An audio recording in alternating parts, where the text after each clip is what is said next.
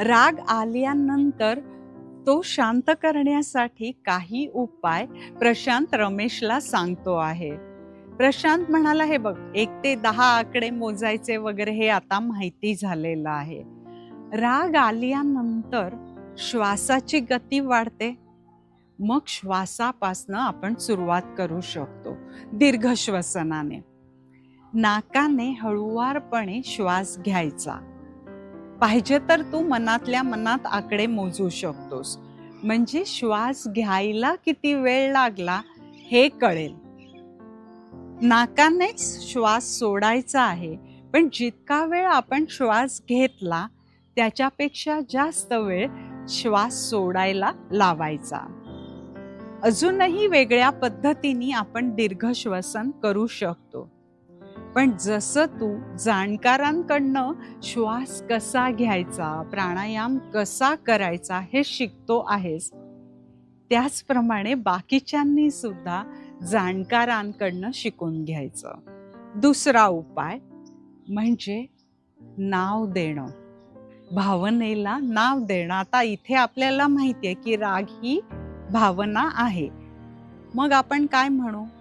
राग आलेला आहे, मी रागावलेलो आहे आणि राग आलेला आहे, ह्या 2 वाक्यांमध्ये फरक आहे. राग आलेला आहे ह्याच्यामध्ये ना थोडंसं विलगीकरण होतं, आपण डिटॅच होतो आणि काही गोष्टी घडतात की ज्याच्यामुळे रागाची तीव्रता कमी व्हायला मदत होईल.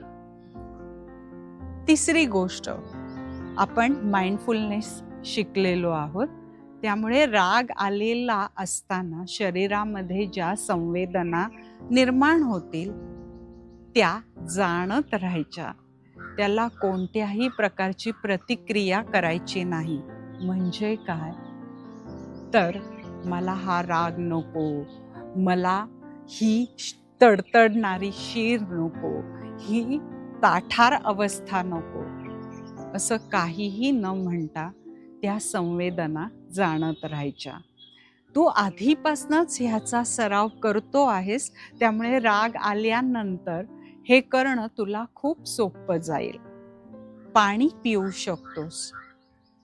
समजा त्या परिस्थितीपासनं, त्या ठिकाणापासनं जर तुला दूर जाणं शक्य असेल तर तोंडावरती गार पाणी मारणं ह्यासारखे उपाय करता येतात. अगदी शक्य असेल ना तर तू चालायला जा, व्यायाम कर. रमेश म्हणाला, अरे बाबा, आता हे तू व्यायामाचं आणि चालण्याचं काय काढलंस? प्रशांतनी त्याला सांगितलं, हे बघ, प्रत्येक भावनेमध्ये एनर्जी असते, ऊर्जा असते. राग ह्या भावनेमध्ये जरा जास्तच ऊर्जा असते. आता ती ऊर्जा, एनर्जी खर्च करायला पाहिजे आणि म्हणून हे चालणं किंवा व्यायाम करणं. अर्थात हे प्रत्येक वेळेला शक्य होईल असं नाही, पण जेव्हा शक्य आहे त्यावेळेला नक्की करून बघ. आता आपण हे सगळे जे उपाय केले की नाही, आकडे मोजले, दीर्घ श्वसन केलं, भावनेला नाव दिलं, शरीरात उमटणाऱ्या संवेदना बघितल्या, यांनी आपल्याला वेळ मिळाला. आपल्याला जो मेसेज बाहेरनं मिळालेला होता तो भावनिक मेंदूकडनं वैचारिक मेंदूकडे गेलेला आहे. त्यामुळे जर आपली चूक असेल तर चक्क माफी मागावी. जमणार का तुला? रमेश म्हणाला, इतके वेगवेगळे सराव करतो आहे मी, मला माफी मागायला नक्की जमेल. समजा परिस्थिती अजून काहीतरी वेगळी असेल तर ती समजावून घेण्याचा प्रयत्न कर. अगदी समोरच्या व्यक्तीचं म्हणणं शांतपणे ऐकून घे, समजावून घेण्यासाठी, उत्तर देण्यासाठी नाही. जमेल हे? रमेश लागलीच हो म्हणाला. त्याच्यानंतर त्या व्यक्तीला तुला काय पटलेलं नाही हे अतिशय शांतपणे पण ठामपणे सांगायचं. म्हणजे मग संवाद साधला जाईल आणि मग पुढे काहीतरी पर्याय निघत राहतील. हे असे उपाय केलेस तर तुला राग शांत व्हायला नक्कीच मदत होईल.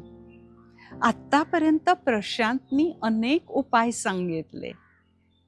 आपण पण ह्या सगळ्यांचा वापर करत राहूया. तुम्हाला कोणती गोष्ट सोपी वाटते हे कमेंटमध्ये सांगा, त्यांचा वापरही करा. अशा सगळ्या गोष्टी जाणून घेण्यासाठी नर्चर्ड इनसाइट चॅनलला सबस्क्राईब करून आपल्या परिवारामध्ये सामील व्हा. ह्या गोष्टी शेअर करा, म्हणजे आपण सगळेजण मानसिक, शारीरिक, भावनिक स्वास्थ्याच्या मार्गावरती चालायला लागू. लवकरच भेटतो आहोत. तोपर्यंत अच्छा.